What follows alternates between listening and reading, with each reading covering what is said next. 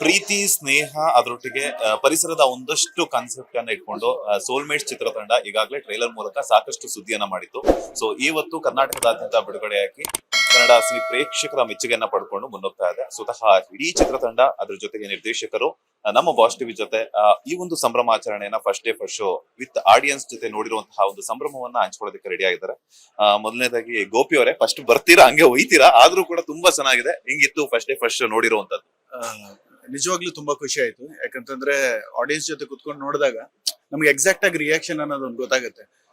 ನಿಜ ಹೇಳ್ಬೇಕು ಅಂತಂದ್ರೆ ಅದನ್ನೇ ಹೇಳ್ತಾ ಇದ್ದೆ ನಾನು. ಒಂದು ಹೊಸಬ್ರ ಪ್ರಯತ್ನ ಅಥವಾ ಹೊಸ ಡೈರೆಕ್ಟ್ ಮಾಡಿದ್ದು ಅಂತ ಎಲ್ಲೂ ಅನ್ಸಲ್ಲ.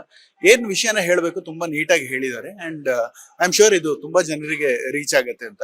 ಅದರಲ್ಲೂ ಒಂದು ಪರಿಸರದ ಕಾಳಜಿ, ಒಂದು commercial entertainment for this week. So first layer ಅಲ್ಲಿ ಜನ ಜಾಸ್ತಿ ನೋಡಿದ್ರೆ ಇನ್ನಷ್ಟು ಜನರಿಗೆ ಅದು ತಲುಪೋದಕ್ಕೆ ಸಹಾಯ ಆಗುತ್ತೆ. ಅದಲ್ಲದೆ ಇದು ಹೊಸಬ್ರು ಅಂತಂದ್ರೆ ಬರೀ ಹೊಸಬ್ರು ಅಂತಲ್ಲ, ಇದು ಮಿಕ್ಸ್ಚರ್ ಆಫ್ ಎಕ್ಸ್ಪೀರಿಯನ್ಸ್ ಪೀಪಲ್ ಕೂಡ ಇದ್ದಾರೆ. ಅದರಲ್ಲಿ ಶರತ್ ಲೋಹಿತ್ ಅಶ್ವಥ್ ಸರ್ ಆಗಿರ್ಬೋದು, ಅರವಿಂದ್ ಅವರಾಗಿರ್ಬೋದು, ಪ್ರತಿಯೊಬ್ರು ಕೂಡ ಗೌತಮ್ ಸರ್ ಆಗಿರ್ಬೋದು, ಪ್ರತಿಯೊಬ್ರು ಅವರವರಿಗೆ ಸಿಕ್ಕಂತಹ ಪಾತ್ರವನ್ನ ತುಂಬಾ ಚೆನ್ನಾಗಿ ನಿಭಾಯಿಸಿದ್ದಾರೆ. ಸೊ ನಿಜವಾಗ್ಲೂ ಇದೊಂದು ಒಳ್ಳೆ ಕಂಟೆಂಟ್ ಇರುವಂತಹ ಸಿನಿಮಾ. ಹಾಗಾಗಿ ದಯವಿಟ್ಟು ಥಿಯೇಟ್ರಿಗೆ ಬಂದು ಸಿನಿಮಾ ನೋಡಿ, ಸಿನಿಮಾನ ಗೆಲ್ಸಿ. ಸುಮ್ಮನೆ ಏನೋ ಒಂದು ಸಿನಿಮಾ ಬಂದಿದೆ ಆ ರೀತಿ ಅದನ್ನ ಇಗ್ನೋರ್ ಮಾಡಬೇಡಿ. ಯಾಕಂದ್ರೆ ಒಂದು ಒಳ್ಳೆ ಮೆಸೇಜ್ ಇದೆ. ಒಂದ್ಸಲ ಬಂದ್ಬಿಟ್ಟು ನೋಡಿ, ಇಷ್ಟ ಆಗಿಲ್ಲ ಅಂದ್ರೆ ಅದನ್ನೇ ಸ್ಪ್ರೆಡ್ ಮಾಡಿ. ಇಷ್ಟ ಇಲ್ಲ, ಚೆನ್ನಾಗಿಲ್ಲ ಅಂತ, ಚೆನ್ನಾಗಿದ್ರೆ ಅದನ್ನ ಹೇಳಿ ಅಂತ ಹೇಳೋದಕ್ಕೆ ಇಷ್ಟಪಡ್ತೀನಿ. Thank you. ಯೂಶುವಲಿ ಏನಂತಂದ್ರೆ ದೆವ್ವ ಹಾರರ್ ಇದೆ ಅಂತ ಹೇಳ್ಬಿಟ್ಟು ಥಿಯೇಟರ್ ಅಲ್ಲಿ ಒಂದಷ್ಟು ತೋರಿಸಿದ್ರಲ್ಲ. ಸೊ ಮೇ ಬಿ ತಂಗಿಗೋಸ್ಕರ ನೀವೇ ದೆವ್ವ ಬರ್ತೀರಾ ಅಂತ ಹೇಳ್ಬಿಟ್ಟು ಸಿನಿಮಾ ಪ್ರೇಕ್ಷಕರು ಅನ್ಕೊಂಡಿದ್ರು, ಬಟ್ ನೋಡಿದ್ರೆ ಆಗಿರ್ಲಿಲ್ಲ. ಅದೇ ಡೈರೆಕ್ಟರ್ಸ್ ಮೀಡಿಯಾ ಅಂತ ಹೇಳೋದು ನಾವು. ಆಕ್ಚುಲಿ ಅವರಿಗೆ ಹೇಗ್ ಬೇಕು, ಇನ್ಫ್ಯಾಕ್ಟ್ ನಾನೇ ಹಾಗ ಅನ್ಕೊಂಡಿದ್ದೆ. ಯಾಕಂತಂದ್ರೆ ನನಗೂ ಕೂಡ ನನ್ನ ಪೋರ್ಷನ್ ಅಷ್ಟೇ ಗೊತ್ತಿತ್ತು. ಅವ್ರು ಎಲ್ಲೂ ಕೂಡ ಅದನ್ನ ಕಂಪ್ಲೀಟ್ ಆಗಿ ರಿವೀಲ್ ಮಾಡಿರ್ಲಿಲ್ಲ. ಬಟ್ ನನಗೆ ಇಷ್ಟು ಚೆನ್ನಾಗಿರುತ್ತೆ ಅಂತ ನಾನೇ ಅನ್ಕೊಂಡಿರ್ಲಿಲ್ಲ. ನಿಜವಾಗ್ಲೂ ಹೇಳ್ತೀನಿ, ನಾನು ಶಂಕರ್ ಸರ್ಗೆ ಸಿನಿಮಾ ಶುರು ಆದ ಕೂಡಲೇ ಹೇಳಿದೆ, ಈಗ ಮುಗಿದ್ಮೇಲೆ ನನಗೆ ನಿಜವಾಗ್ಲೂ ಅವ್ರನ್ನ ನೋಡೋ ರೀತಿನೇ ಚೇಂಜ್ ಆಗೋಯ್ತು. ಅಷ್ಟು ಒಳ್ಳೆ ಸಿನಿಮಾ ಮಾಡಿದ್ದಾರೆ. ಅಂಡ್ ನಾನು ಅವ್ರಿಗೆ ಇವತ್ತಿನವರೆಗೂ ಸಪೋರ್ಟ್ ಮಾಡಿದ್ದೀನಿ, ಯಾವತ್ತೂ ಸಪೋರ್ಟ್ ಮಾಡ್ತೀನಿ. ಯಾಕಂದ್ರೆ ತುಂಬಾ ಮುಗ್ಧ ಜೀವಿ. ಅವ್ರ ಏನ್ ಮುಗ್ಧತೆ ಇದೆ ಅದನ್ನೇ ಅವರು ಗೋಪಿ ಕ್ಯಾರೆಕ್ಟರ್ ನೋಡೋದಕ್ಕೆ ಇಷ್ಟಪಟ್ರು. ಸೊ ಹಾಗಾಗಿ ಅದನ್ನೇ ನಾನು ಡೆಲಿವರ್ ಮಾಡಿದೀನಿ ಅಂತ ಅನ್ಕೊಳ್ತೀನಿ. ಈ ಸಿನಿಮಾ ಗೆಲ್ಲತ್ತೆ ಅಷ್ಟೇ ಹೇಳೋದಕ್ಕೆ ಇಷ್ಟಪಡ್ತೀನಿ.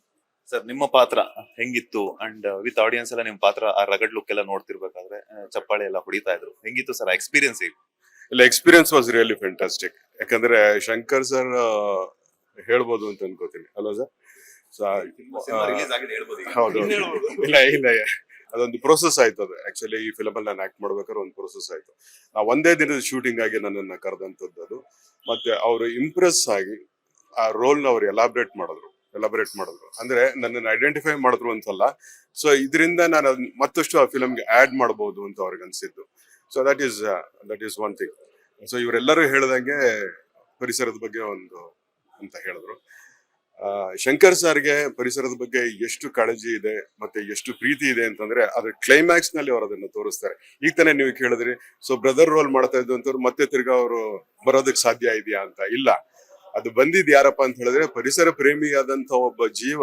ಅವನ್ನ ಸಾಯಿಸಿದ್ರು ಕೂಡ ಅವ್ನು ಮತ್ತೆ ತಿರ್ಗಾ ಆ ಆತ್ಮ ಇಲ್ಲೇ ಇರುತ್ತೆ, ಅದು ಕಂಪ್ಲೀಟ್ ಆದ್ಮೇಲೆ ಹೋಗುತ್ತೆ ಅನ್ನೋದನ್ನ ತುಂಬಾ ದೊಡ್ಡ ಮೆಸೇಜ್ ಕೊಟ್ಟಿದ್ದಾರೆ. ಆಕ್ಚುಲಿ ಅದನ್ನ ಯಾರಾದ್ರೂ ಐಡೆಂಟಿಫೈ ಮಾಡಿದ್ರೆ ಇಲ್ವೋ ಗೊತ್ತಿಲ್ಲ, but this was the very first identification. ನನಗನ್ಸಿದ್ದು ಪರಿಸರ ನಮಗೆ ಎಷ್ಟು ಮುಖ್ಯ ಅನ್ನೋದನ್ನ ತೋರಿಸಿದ್ದಾರೆ. ಮತ್ತೆ ಪರಿಸರವನ್ನು ಉಳಿಸ್ಕೋಬೇಕು ಹೇಗೆ ಅಂತ ತೋರಿಸಿದ್ದಾರೆ. ಮತ್ತೆ ಅದಕ್ಕೆ ಬೇರೆ ಬೇರೆ ಕ್ಯಾರೆಕ್ಟರ್ಸ್ ಗಳನ್ನ ಇಟ್ಕೊಂಡಿದ್ದಾರೆ.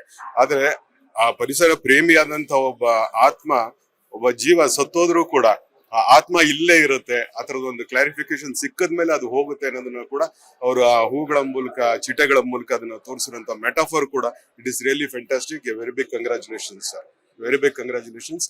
ಮತ್ತೆ ಇಷ್ಟು ಟೈಮು ಆ ಪ್ಯಾಷನ್ ಹಿಡಿದಿಟ್ಕೊಂಡು ಒಂದು ಪಿಕ್ಚರ್ ಅನ್ನ ಮಾಡಿ ಇಲ್ಲಿ ತನಕ ತಗೊಂಡ್ಬಂದು ಅದನ್ನ ನೋಡೋದಿದೆಯಲ್ಲ, ಆ ಸಂಭ್ರಮನೇ ಬೇರೆ. I think he will be celebrating this. Congratulation sir. Thank you very much. ತಮಿಳಲ್ಲಿ ಒಬ್ರು ಶಂಕರ್ ತುಂಬಾ ಫೇಮಸ್ ಇದ್ದಾರೆ. ಸೊ ಕನ್ನಡದಲ್ಲಿ ಒಬ್ರು ಶಂಕರ್ ಈಗ ಹುಟ್ಕೊಂಡಿದ್ದಾರೆ. ನಿಜವಾಗ್ಲೂ ಹೇಳ್ತಾ ಇದ್ದೀನಿ. ಸೊ ಅವರಿಗೆ ಆ ಕ್ರೆಡಿಟ್ ಸಿಗತ್ತೆ ಖಂಡಿತವಾಗ್ಲು. ಯಾಕಂದ್ರೆ ಬಾಹುಬಲಿ ರೇಂಜ್ ಅವರು ಟ್ವಿಸ್ಟ್ ಇಟ್ಟಿದ್ದಾರೆ ಅನ್ಕೊಂಡಿದ್ದೆ. ಯಾಕಂದ್ರೆ ಬಾಹುಬಲಿನ ಸಾಯಿಸಿದ್ ಯಾರು ಅಂತ ಕೊನೆವರೆಗೂ ಕಟ್ಟಪ್ಪನೆ ಅಂತ ಗೊತ್ತಿಲ್ಲ. ಸೊ ಇವ್ರಿಗೆ ಹೀರೋಯಿನ್ಗೆ ಅವ್ರ ಅಪ್ಪನೇ ವಿಲನ್ ಅಂತ ಗೊತ್ತಿಲ್ಲ. ಏನ್ ಹೇಳ್ತೀರಾ ಅಂತ? ಆಕ್ಚುಲಿ ಏನಂದ್ರೆ ನಾವು ಇಷ್ಟು ವರ್ಷ ಮಾಡಿರೋ ಪ್ರಯತ್ನ ಎಲ್ಲರೂ ನೋಡಿ, ಎಲ್ಲರೂ ಇಷ್ಟು ಒಳ್ಳೆ ರೀತಿಲಿ ಅದನ್ನ ರಿಸೀವ್ ಮಾಡ್ತಿರೋದು ನೋಡೋದಕ್ಕೆ ತುಂಬಾ ಖುಷಿ ಆಗ್ತಾ ಇದೆ. And more over last climax ಏನಿದೆ, ಎಮೋಷನ್ಸ್ ಏನಿದೆ, ತುಂಬಾ ಎಲ್ಲರಿಗೂ ಕನೆಕ್ಟ್ ಆಗ್ತಾ ಇದೆ.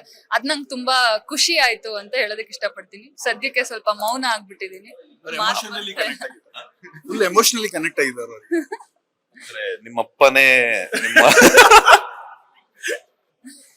ಅಂದ್ರೆ ಅವ್ರು ಮಗ್ಳ ಮೇಲಿರೋ ಪ್ರೀತಿಗಲ್ವಾ ಮಾಡೋದು. ಸೊ ಅಲ್ಲಿ ಅಪ್ಪ ಮಗ್ಳಿಗೆ ಮೋಸ ಮಾಡಿಲ್ಲ ಅಂತ ಒಂದ್ ಅರ್ಥನೂ ನೋಡ್ಬೋದು. ಅದೇ ಮ್ಯಾನಿಪುಲೇಷನ್, ಏನು ಬಿಟ್ಕೊಡೋದ್ ಬೇಡ.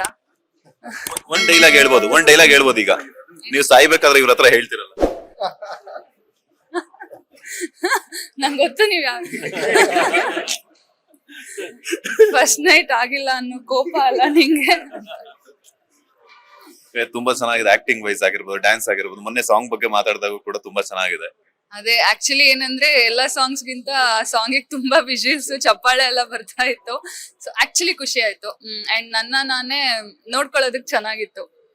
ಎಂಜಾಯ್ ಮಾಡ್ದೆ ಅಂತ ಹೇಳ್ಬೋದು. ಪ್ಲೀಸ್ ಎಲ್ಲರೂ ಒಂದ್ ಹೊಸ ಪ್ರಯತ್ನ, ಹೊಸ ಡೈರೆಕ್ಟರ್, ಹೊಸ ಪ್ರೊಡ್ಯೂಸರ್, ಒಬ್ರೇ ಆಗಿರೋ ನಮ್ ಶಂಕರ್ ಸರ್ ಅಂಡ್ ನಾವೆಲ್ಲ ಟೀಮು, ದಯವಿಟ್ಟು ಬಂದು ಸಪೋರ್ಟ್ ಮಾಡಿ ಮೂವಿನ. ಒಂದ್ಸಲ ಬಂದ್ ನೋಡಿ, ನಿಮ್ಗೆ ಇಷ್ಟ ಆದ್ರೆ ದಯವಿಟ್ಟು ನಿಮ್ ಫ್ರೆಂಡ್ಸ್, ಫ್ಯಾಮಿಲಿ ಎಲ್ಲರಿಗೂ ಹೇಳಿ. ಇಷ್ಟ ಆಗ್ಲಿಲ್ಲ ಅಂದ್ರೂ ನಾವು ಅದನ್ನು ತಗೊಂತೀವಿ, ರಿಸೀವ್ ಮಾಡ್ತೀವಿ. ಬಟ್ ಪ್ಲೀಸ್ ಕನ್ನಡ ಸಿನಿಮಾನ ಬಂದು ಒಂದ್ಸಲ ಒಂದ್ ಅವಕಾಶ ಕೊಟ್ಟು ನೋಡಿ. ಸೊ ಹೊಸಬ್ರು ನೀವ್ ಸಪೋರ್ಟ್ ಮಾಡಿದಷ್ಟು ಇನ್ನೂ ಒಳ್ಳೊಳ್ಳೆ ಪ್ರಯತ್ನ ಆಚೆ ಬರುತ್ತೆ ಅಂತ ಹೇಳೋದಕ್ಕೆ ಇಷ್ಟಪಡ್ತೀನಿ. Thank you. ಲೇಟೆಸ್ಟ್ ಹಾಗೂ ಇಂಟ್ರೆಸ್ಟಿಂಗ್ ಸುದ್ದಿಗಳಿಗಾಗಿ ಬಾಸ್ ಟಿವಿ ಕನ್ನಡ ಚಾನೆಲ್ನ ಸಬ್ಸ್ಕ್ರೈಬ್ ಮಾಡಿ. ಹಾಗೆಯೇ ಬೆಲ್ ಐಕಾನ್ ಪ್ರೆಸ್ ಮಾಡಿ. ಇದರ ಜೊತೆಗೆ ಫೇಸ್ಬುಕ್, ಇನ್ಸ್ಟಾಗ್ರಾಮ್, ಎಕ್ಸ್ ನಲ್ಲೂ ಮಿಸ್ ಮಾಡದೆ ಫಾಲೋ ಮಾಡಿ.